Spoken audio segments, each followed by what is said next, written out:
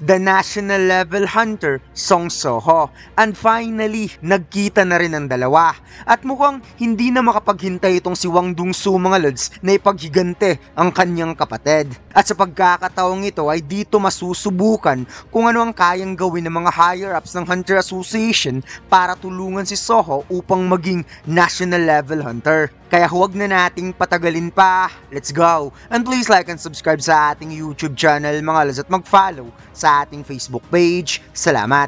Nagsimula ang chapter na ito kung saan balik sa training na si Song Soho sa mundo ng Shadow Dungeon na makikitang napangisngis ang ating bida sa sobrang bigat ni Amot habang nagbibilang ng squats repetitions 1 up to 100 hanggang sa napasigaw ang ating bida sa panghuling bilang dahil kahit sobrang liit na ni Amot, malahigante pa rin ang bigat nito. Nagbigay ng notas ang system na nagawa na makumpleto ni Soho ang training niya ngayong araw upang maging formidable combatant, kung kaya't binigyan ng reward ang ating bida. Wika ni Amot na lumalakas na itong si Soho. Unlike sa una nitong training na kasama siya, sobra itong nahihirapan. Ngunit ngayon, kayang gawing mag-isa ni Soho ang buong program ng training niya. Tugon ni Soho na kung hindi naman niya gagawin yun, darating sa punto na bibigat ang katawan niya at hindi ito komportable sa pakiramdam. Kaya ayos ang workout nila ngayon ni Amot. At napahawak na sa balikat itong si Soho habang namimili ng healing potion sa Wendo Shop. Habang minamasdan ni Lady Essel si Soho, na-realize niya na malaki nang ipinagbago ngayon ng Young Monarch mula nung huli niya itong makita. Hindi lang sa katawan kundi pati na rin ang pagdadala nito sa sarili. Matapos inumin ni Soho ang potion, kagad siyang nagpaalam sa mga descendant na kasamahan niya dahil marami pa daw siyang gagawin sa labas na ikinagulat nga ni Essel at Gray dahil kakabalik lang nito sa Shadow Dungeon para mag-training, ngayon aalis na kagad. Wika ni Soho na sa tingin niya magiging busy na siya mula ngayon dahil may lilinisin siyang mga field type dungeon. Bagay na parang may nagpapaalala kay Lady Essel sa isang field type dungeon. Ipinaliwanag ni Soho na nakausap niya mga higher-ups ng Hunter Association kahapon at nagsuggest siya ng paraan upang maiwasan ng Star Powder Factories at ang paglikha din nito. Humiling siya sa Hunter Association na makipagtulungan sa kanya sa pagtanggal ng mga field type dungeon dito sa Korea. Ngunit parang nagdadalawang isip ang mga higher-ups dahil alam nilang tutol ang ibang guilds sa parang ito. Ngunit nagbigay siya ng kondisyon at ang kapalit ay ang pangako na makipagtulungan sa kanya ang Hunter Association. Kaya habang nasa pintuan na ng gate, sinabi ng ating bida na kailangan niyang gawin ng lahat para matugunan ang kondisyon na yon at biglang na-hype itong si Gray at Lady Essel na tutulong din sila. At alam nilang tatawagin sila ni Soho mamaya para tumulong. Kaya wika ni Soho, o sige na nga, tatawagin ko kayo kung kakailanganin ko ng tulong, na siyang nagpa-badshot kay Lady Essel at ang dalawa nitong kasamahan dahil hindi pa rin sure kung kailangan ba ni Soho ng tulong o hindi na. Pagkatapos, lumipat ang eksena sa isang D-rank field type dungeon sa Kachisan Field at nakaabang nga sa gate itong sina Hunter Bike Miho at isa pang A-rank from Hunter Guild na si Son Ki-hon at ang representative naman ng Grim Reaper ang Apostle of Itarim na si Park Dujen. Which is solid ang team na to mga lods dahil isang S-rank hunter at dalawang A-rank hunter. Subalit, inis na sinabi ni Bike Miho kung ano bang iniisip ng kanilang mga guildmaster na bigla na lamang ipinasa ang pagmamay-ari ng lahat ng field type dungeon sa iisang tao. Lalo na't alam naman nila na malaki talagang epekto nito sa kita ng mga guild. Napatanong si Son Ki-hon kung sino nga ba talaga ang hunter na tinatawag na Song Soho na yan. At dagdag pa ni Miho na hindi pa talaga sila pinapasali para linisin ang isang D-rank field type dungeon kahit sila ay mga A-rank o mas mataas pa. At tinawag lang sila dito upang kumplituhin ang bilang ng hunters for requirements para maisagawa ang isang raid. Wika ni Ki-hon na parang naintriga talaga siya sa hunter na ito. Sino namang hunter ang kayang gumawa ng raids, mag-mine at mag-hole na siya lang mag-isa? Hindi ka ba na-curious dito, Miho? Kaya sinabi ni Miho, sobrang exaggerated naman ito. At napaisip na kahit ang kanyang ama ay sobrang nahumaling sa tinatawag na alaala sa nakaraang mundo or something. Habang itong si Ki-hon ay napaisip rin kung totoo nga ba ang sinabi sa kanya ni Hunter Choi Jong-in na talagang ang hunter na ito ay kayang mag-level up. May napansin na nga puzzle of Itarem at bigla nga lumindol sa buong field na siyang nagpagulat sa dalawang A-rank hunter dahil hindi kayang ibig sabihin nito nagawa na nitong matalo at napatugon nitong si Kihon na wala pang ang isang oras na pumasok ang Soho na yon. Napaka-imposible naman. Maya-maya, kalmadong naglakad ang ating bida kasama ang kanyang mga shadow soldier at napangiti nga si Soho na napakamot sa ulo dahil pinahintay niya ng matagal ang mga kasamahan niya. At sinabi, madali lang naman niyang napatumba ang boss. Kaso natagalan siya sa pagdimina at pagdadala ng mga essence stones na makikitang dala-dala na ng mga shadow soldier, mga essence stones pati ang mga bangkay ng monster ay nasa cart na. Kaya hindi nga nakapagsalita si Kihon at Miho sa kanilang nakita at napaisip na kahit isa lang itong D-rank field type dungeon, hindi pa rin kapani-paniwala na nagawa nitong maklear mag-isa in just an hour at dagdag pa ng ating bida na may plano siyang puntahan ng 3 pang field type dungeon ngayong araw. Kaya mas mabuting pupuntahan na nila ang susunod na lugar at titig nga ang Puzzle of Itarem kay Soho. Pagkatapos, lumipat ang eksena sa Hunter Association habang naglalakad ang 3 S-rank hunter at nasa unahan naman itong si Woo Jinchul, kinalls out ni Choi Jong-in, si Baek Kyun-ho at Lim Tae-gyo.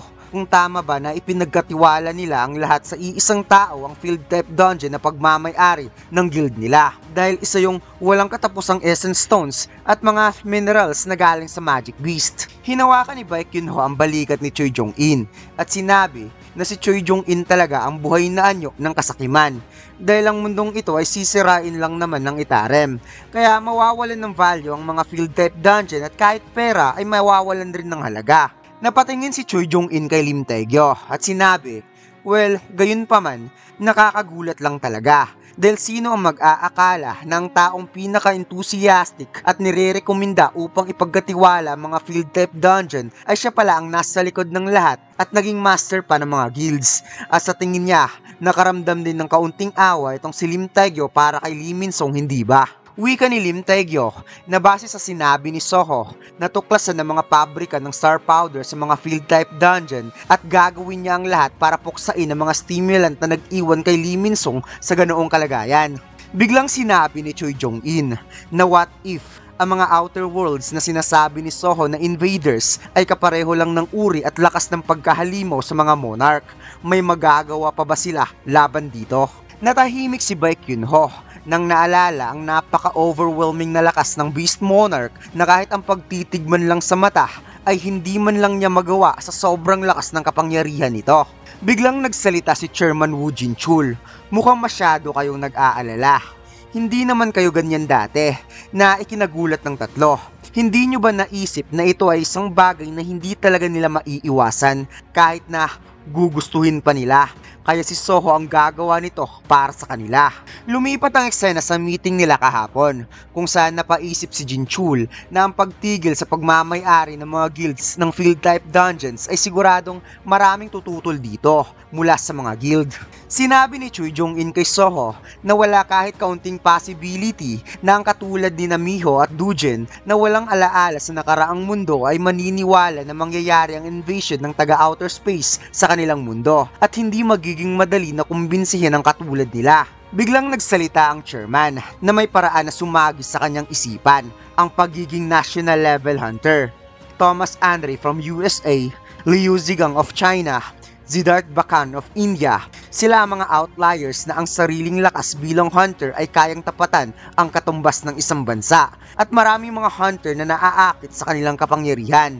Kung magiging national level hunter si Soho o mas lalong lalakas pa sa mga susunod, naniniwala siyang ito mismo ang magiging kapangyarihan ni Soho para mahikayat ang lahat habang ang ating bida ay hindi pa familiar ang salitang national level. Kaya sinabi niyang na kung ganun, 1 month simula ngayon, siya ay magiging hunter na may sapat na lakas para kumbinsihin ang kahit sinong hunter. Bumalik ang eksena at nakarating na sila sa pintuan, kaya sinabi ni Jinchul na mag-focus muna sila ngayon sa sarili nilang laban, kung saan sa pagpasok nga nila, naghintay ang mga iba't ibang guilds na nagmula pa sa ibang regions para sa napakalaking meeting. At mukhang ito ang laban na tinutukoy ni Jinchul, ang laban para tulungan si Soho sa kanyang growth. Pagkatapos lumipat ang eksena kung saan isang kamao na umaapaw sa mana ang pinakawalang suntok ni Soho.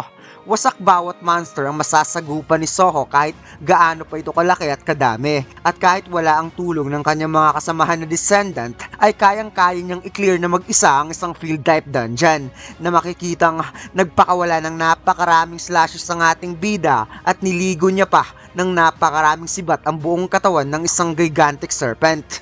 At base sa level ngayon ni Soho mga lods, masasabi kong kamang-kama niya ng kapangyarihan ng Shadow Authority. Unlike nung una ay parang naguguluhan pa siya kung ano nga ba talaga ang tunay niyang kapangyarihan. Natapos na naman ni Soho ang isa na namang field type dungeon habang si Kihon ay napasabi kay Miho kung gumagana pa ba ang mata nito. Sa kanilang nakikita ngayon, natugon naman ni Miho, ako dapat na magsasabi sa linyang yan dahil in just 2 days, ang total number ng field type dungeon na kanyang na-cleared ay 2 D-rank, 4 na C-rank at 2 B-rank. At dagdag pa ni Kihon na hindi lang yan ang nagpapa-amaze sa kanya dahil hindi lang nito na-cleared ang field type dungeon na mag-isa, nararamdaman din niya na talagang nag-grow ang mana ni Soho every time na nagagawa nitong ma-clear ang isang dungeon. So mayroon talagang hunter na kaya mag-level up. Napaisip si Soho na ang sukatan para matukoy ang rank ng mana ay ang mana points. At talagang ramdam niya na sobrang dali na lamang para sa kanya na gamitin ng Shadow Authority mula nang tumaas ang kanyang mana rank. Biglang lumabas si Bero upang humingi ng pahintulot na ikukumpara niya ang mana ni Soho sa mana ni Park Dujen na isang S-rank hunter. Ngunit sinabi ni Soho na huwag nang gawin ni Bero dahil nararamdaman niyang alam niya na ang sagot. Habang ang Apostle of Itarim ay tahimik lang na habang minamasdan si Soho na nakatalikod ay hindi talaga komportable para sa kanya na napakabilis ang pag-grow ng lakas ni Soho kaysa sa kanya. Pagkatapos, ipinakita ang bahay na tinutuluyan ni Soho kung saan nakauwi na ang ating bida galing sa matinding raid ng mga field type dungeon. Napansin ng ating bida na may isa pang sapatos sa harap ng pintuan kung kaya't kinutuban si Soho. Kaya pumasok ang ating bida at sa pagpasok niya sa living room ay mayroon na siyang nakita. Hawak-hawak nito ang picture frame kasama ang kanyang pamilya at napasabing nakakapanghinayang naman kung nauna lang sana ang pamilya mong dumating sa bahay, balak niya sanang iparanas ang pinagdadaanan niya ngayon.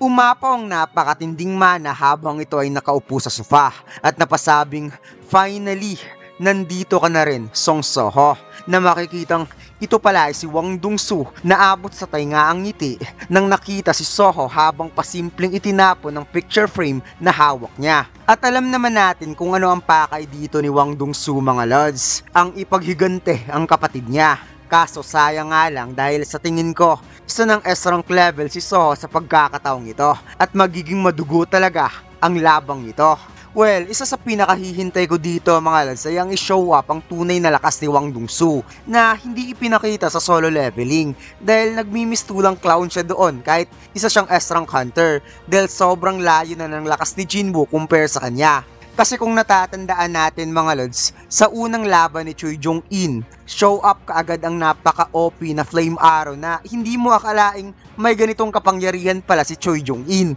At si Lim Taegyo naman yung napaka-OP na vision niya na kayang makita ang lahat ng kalaban at patamaan ng arrow sa iisang atake lang. At yung kay Baek Yun-ho na binutasan lang naman ang napakalaking gusali na di mo aakalaing magagawa yun ng isang beast type hunter. At ang napansin ko lang sa chapter na ito mga lods ay ang national level. Plano ni Jinchul na gawing national level hunter kaagad si Soho o siya ang kauna-unahang maging national level hunter. At dahil sa silang apat lang ang may nalalaman about national level hunter, sila lang din ang nakakaalam kung ano ang capable ng pagiging national level hunter. At mukhang mahaba-haba pang kwentuhan to mga lads dahil siguradong kakalabanin muna ni Soho ang tatlong ito bago niya ito mapapasunod bilang national level hunter. Dahil hindi rin naman basta-basta ang lakas ng tatlong ito since sila ang mga hunter na naging vessel ng kapangyarihan ng isang fragment brilliant of light at si Soho naman ang katumbas ng isang monarch. At dito lang nagtatapos ang chapter na ito mga lods. Huwag mo sanang kalimutan mag-like, comment at mag-subscribe sa ating YouTube channel at mag-follow sa ating Facebook page. Salamat!